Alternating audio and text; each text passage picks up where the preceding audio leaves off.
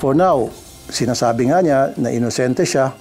So, let her prove it na inosente siya. Tutol si Senador Raffy Tulfo sa dismissal ng impeachment case ni Vice President Sara Duterte bago pa man ang presentasyon ng mga ebidensya. Ito ang tugon ng mambabata sa plano ni Senador Ronald Bato de la Rosa na paghahain ng mosyon para i-dismiss ang kaso. Paliwanag ng senador, maraming aligasyon laban sa Vice Presidente, kaya mas magandaan niyang mapatunayan ni VP Sara na inosente siya sa pamamagitan ng pagsasagawa ng paglilitis. Gustong-gusto ko matuloy impeachment para mabigyan natin pagkakataon si VP Sara na maisabi niya yung kanyang side.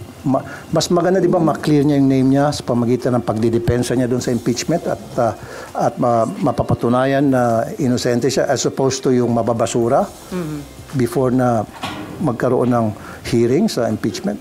Nauna nang sinabi ni Senador Bato na kapag nagbukas na ang sesyon sa 20th Congress, una niyang kukwestiyonin ang jurisdiksyon sa impeachment case. Ngunit para kay Senador Raffy Tulfo, hindi na dapat ito pinag-uusapan dahil mayroon ng jurisdiksyon ng impeachment court sa kaso.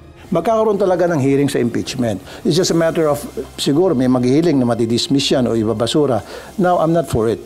Ang gusto ko magkaroon ng trial. Sinabi rin ni Senador Raffy Tulfo na tapos na ang usapin kaugnay ng issue sa delaying tactics sa pag-usad ng impeachment proceedings.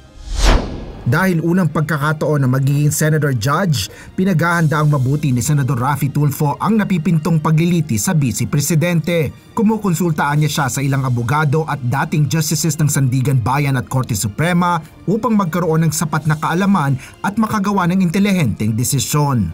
Asher Cadapan Jr., UNTV News and Rescue. Diyos ang aming sandigan, serbisyo publiko ang aming pinahalagahan.